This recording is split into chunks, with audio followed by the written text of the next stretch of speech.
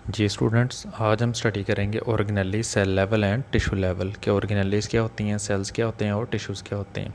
इससे पहले हमने प्रीवियस लेक्चर में एटम और मॉलिक्यूल को स्टडी किया था कि किसी भी सेल का जो बेसिक है, जो स्टार्ट होते हैं, उनका स्टार्टिंग मटेरियल है वो एटम होगा। एटम्स अरेंज होके मॉलिक्यूल बना देते हैं। अब आगे मॉलिक्यूल्स ने अरेंज होना है एक दूसरे के साथ मिलके ऑर्गेनेलीज बनाने हैं। इस तरह जो हमारे पास थर्ड लेवल होगा उसको हम ऑर्गेनेलीज कहेंगे। तो ऑर्गेनेलीज हमारे पास क्या होंगे, हमने ऑर्गेनेली का स्टडी करना है कि ऑर्गेनेली क्या होती है, क्यों प्रेजेंट होती है सेल के अंदर। ये हमारे पास एक ऑर्गेनेली का स्ट्रक्चर आ गया है। जैसे कि इसको हम न्यूक्लियस का नाम दे देते हैं कि ये न्यूक्लियस है जो कि हर सेल में मौजूद होता है। और ये क्या है कि सेल का एक छोटा सा पार्ट होगा, सेल का एक छोटा सा हिस्सा होगा। हम सभी जानते हैं कि न्यूक्लियस क्या होता है। न्यूक्लियस किसी भी सेल की एक्टिविटीज़ को कंट्रोल करता है, उसका ब्रेन होता है एक तरह से, और इसका काम होता है कि सेल को डिवाइड करना है। ये था हमारे पास ऑर्गेनेली लेवल। अब ऑर्गेनेलीज आगे अरेंज होके एक दूसरे के साथ मिलके सेल्स बना देते हैं। ये हमारे पास एक सेल की स्ट्रक्चर है। इस सेल के अंदर हमें ब्लू कलर में जो है न्यूक्लियस भी नज़र आ रहा है, और उसके अलावा दूसरे भी जो ऑर्गेनेलीज हैं वो अरेंज हुए हुए हैं। जैसा कि ग्रीन में हमें क्लोरोप्लास्ट नज़र आ रहा है। इसके अलावा माइटोकॉन्ड्रिया और दूसरे ऑर्गेनेलीज भी मौजूद होते हैं। उनको हम नेक्स्ट 4th चैप्टर में स्टडी भी करेंगे। तो अब हमारे पास जो 4th लेवल होता है वो होता है कि सेल। सेल क्या होता है कि सेल को हम लाइफ का बेसिक स्ट्रक्चरल और फंक्शनल यूनिट ऑफ लाइफ भी बोल सकते हैं कि जो लाइफ की बुनियादी इकाई है उसको हम सेल बोलेंगे।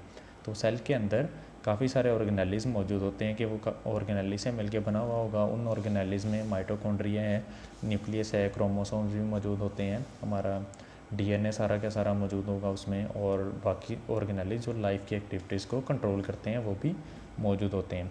अब हमारे पास सेल है दो तरह का, एक होता है प्रोकैरियोटिक, एक होता है यूकैरियोटिक। प्रोकैरियोटिक क्या होता है कि वो फॉल्स होता है कि सेल फॉल सेल होगा। फॉल सेल क्यों होगा कि वो एक सेल से मिलके बना हुआ होगा और उसमें जितने भी ऑर्गेनेलीज हैं वो प्रोमिनेंट नहीं होंगे। दूसरा हमारे पास होते हैं यूकैरियोटिक। यूकैरियोटिक में हमारे पास ह्यूमन आ जाता है, और ह्यूमन के अलावा जो है मैमल्स हैं, जैसे कैमल है, गोट है, वो सारे सेल्स भी यूकैरियोट्स में आएंगे। उनमें एक से ज़्यादा सेल्स से मिलके बना हुआ होगा। तो नेक्स्ट आ जाएगा हमारे पास टिश्यू लेवल कि टिश्यू क्या होता है, वो कैसे बनता है। जब एक से ज़्यादा सेल्स अरेंज होते हैं तो वो अरेंज होकर टिश्यू लेवल बनाते हैं। कि जैसे हमारे पास एक ब्रिक है, एक ईंट है, उसको अरेंज करके हम एक दीवार, एक वॉल बना सकते हैं। इसी तरह से सेल्स खुद को अरेंज करते हैं और एक टिश्यू बनाते हैं।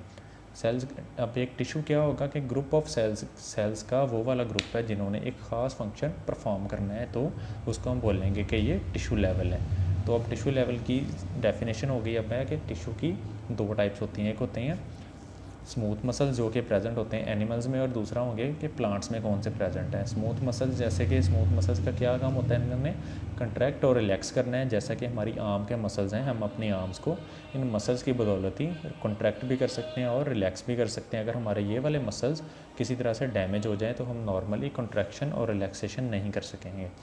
तो इसके अलावा हमारे पास नर्वस टिश्यूज़ भी होते हैं। नर्वस टिश्यू का क्या काम है, जो ब्रेन और नर्वस सिस्टम में मौजूद होते हैं और कोऑर्डिनेशन, पैगाम रिसानी का काम करते हैं। फिर इसके बाद आगे हैं कि प्लांट टिश्यूज़। प्लांट में भी काफ़ी तरह के टिश्यूज़ होते हैं, ये भी हम नेक्स्ट 4th चैप्टर में स्टडी करेंगे। तो प्लांट्स में सबसे पहले आएंगे एपिडर्मल टिश्यूज़। एपिडर्मल टिश्यूज़ क्या होते हैं कि वो प्लांट्स की स्किन, आउटर मोस्ट स्किन में मौजूद होते हैं।